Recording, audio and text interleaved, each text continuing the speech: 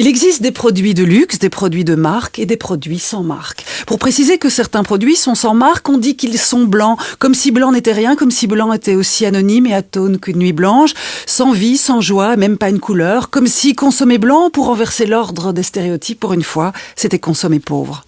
Les très riches achètent des produits de luxe aux marques très visibles, car il est vrai que celui qui consomme riche aime que sa richesse se voie à travers les objets qu'il consomme. Un spécialiste des marques le sait et le dit, que c'est une appartenance que le client achète, une appartenance à une caste dont témoigne en guise de blason la rutilance d'un logo. On achète donc très cher, une manière de montrer aux autres à quel monde nous appartenons, et par l'acte même de montrer la marque que nous portons et que nous avons payée si cher, nous ressemblons nous-mêmes, chose étrange, chose vulgaire, à un produit sponsorisé. En 1971, Caroline Davidson est étudiante en graphisme à l'université de Portland lorsque pour la somme dérisoire de 35 $, elle conçoit le swoosh, une virgule inversée et horizontale qui deviendra le logo associé à une célèbre marque de sport. Le swoosh, c'est un concentré de références mythologiques qui traduit en un signe celui d'une paire d'ailes, les valeurs de la victoire. Au musée du Louvre se dresse la déesse Niké. Fabriquée en marbre blanc de Paros, la sculpture de la déesse, découverte à Samothrace dans le sanctuaire des Grands Dieux le 13 avril 1863, mesure 2,75 m.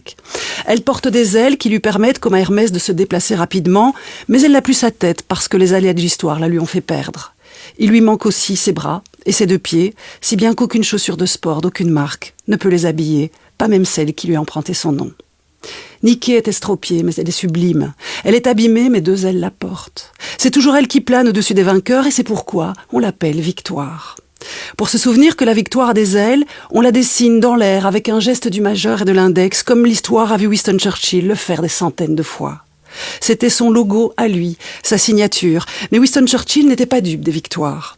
Il définissait d'ailleurs le succès comme une longue chute retardée et quoi que nous accomplissions dans la vie comme un chemin destiné à nous conduire cas un cas, mais cependant avec enthousiasme, d'échec en échec. Le succès n'est pas final, déclarait Churchill. L'échec n'est pas fatal. C'est le courage de continuer qui compte. Et vous, qu'en pensez-vous ?